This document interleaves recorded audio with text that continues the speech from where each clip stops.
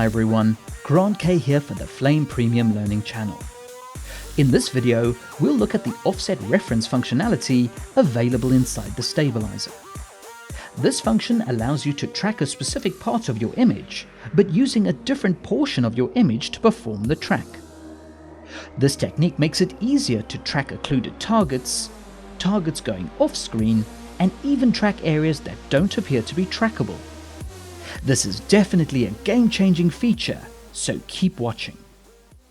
Now, existing users of Flame Premium and Smoke Advanced might be thinking that there is already a way to do all of this. And you would be correct.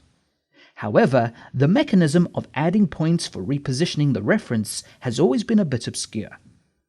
The other point is that there were no indications that any offsetting was taking place. So in order to make offsetting easier and more user-friendly, a new option has been added into the stabilizer mode called Offset References. This is mapped to the O hotkey for Flame Premium and Smoke Advanced. So to start this example, let's say I would like to track an area in my picture with no definable tracking patterns. Any analysis of these areas would fail. However, you can now offset the tracker to another point of reference to track the untrackable point. As a small tip, ensure your offset reference track is more or less in the same Z-plane. This will avoid slipping in the track if there is loads of parallax in the shot. Now let's look at how it works. Change the mode from Select to Offset Reference.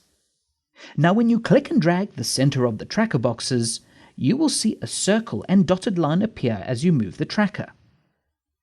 As before, you can also hold Ctrl and click anywhere on the screen and it will pick up the offset reference. The circle represents your tracking target.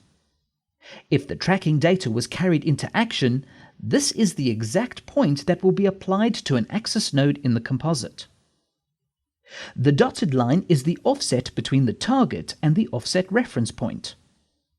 The pixel values of this offset are displayed under the offset heading in the main controls for your information. All you need to do now is press Analyze. I'll stop the track before it finishes. So you can see that the tracking data is being generated for a specific point. If you need to change the reference in the middle of a track for any reason, just ensure you are in offset reference mode. Hold Ctrl and drag on the screen. The offset reference moves, and you can position it again to a new tracking offset. Start the analysis again, and the track should pick up as expected.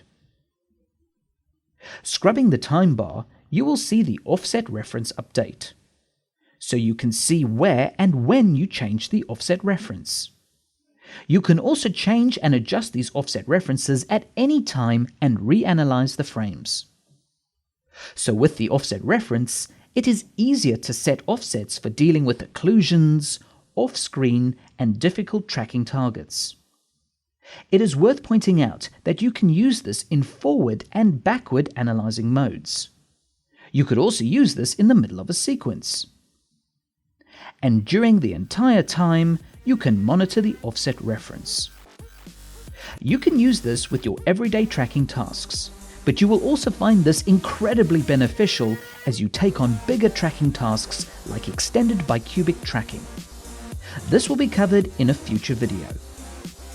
And finally, please bear in mind that this is applicable for any instance where you find the stabilizer for any tracking or stabilizing tasks.